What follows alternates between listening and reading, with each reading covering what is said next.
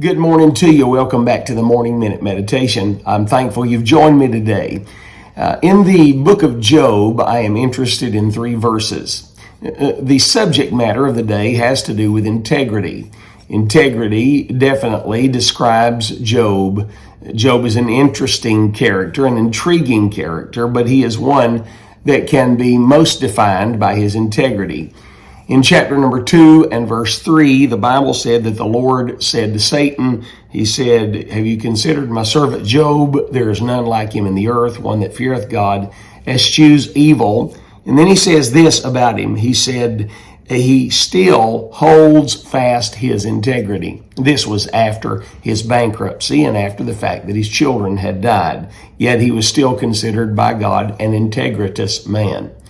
The second mention of integrity in the book of Job is in the same chapter, only a handful of verses later in verse 9, where after Job has been smitten with boils from head to toe and is suffering severely, outside in the street, his wife makes this statement about cursing God and dying, to which Job responds to his wife, I'm not going to curse God and die. I will retain mine integrity. She said, you're still holding fast this integrity and it's killing you. You're suffering because of it. Just curse God and let him take your life out. The third mention is by Job himself when he is speaking to his friends, and he said, God forbid that I should justify you till I die. I will not remove mine integrity. This particular quality in mankind and characteristic of man himself is very much lacking in our era of time, from the pulpit to the pew. I know a lot about preachers and probably too much.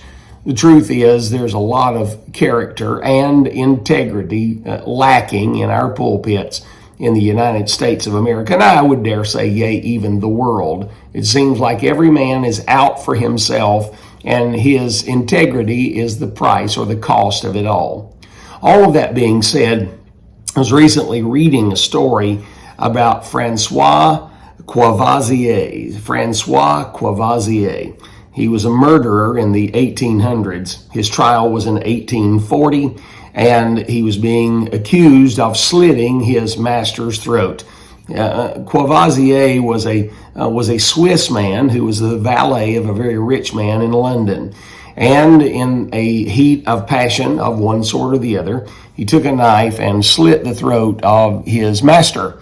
Having been arrested for the crime and put on trial for the murder of Lord William Russell, he retained a defense attorney by the name of Charles Phillips, a well-known and well-respected attorney who was convinced of Courvoisier's innocence, and he began to defend him and thought he could get him off in court because policemen had perjured themselves. Another witness, a lady from the household, had placed herself in a position where she definitely could be blamed for the crime herself. And so he was convinced of Courvoisier's innocence. The morning of the second day of the trial, Courvoisier said to his attorney, I want you to know that I did kill the man. I murdered him. That's exactly what I did. That's why I'm on trial here. His attorney, Charles Phillips, said, do you intend on pleading guilty? He said, absolutely not. I expect you to do your job and defend me to the best of your ability. His attorney, Charles Phillips, did so, but in the end, he was found guilty and he was sentenced to death.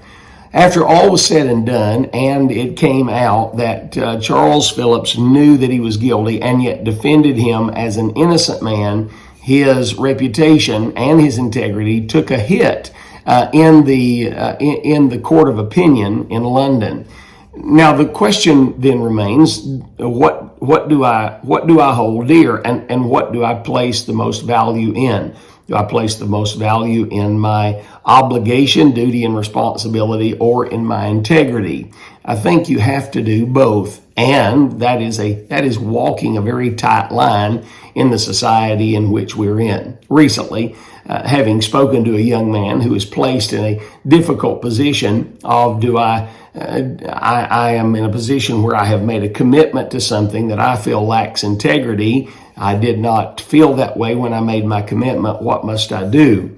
My answer to the young man was this: You call those that you are responsible to, and you let them know that you will do your dead level best to fulfill your commitment, but at every juncture, at every turn, you will expose the lack of integrity of the organization that you work with. I said it won't be long until they'll release you from your obligation, your responsibility, and your commitment. Hey, in the eyes of God, integrity, I believe, is a very big thing.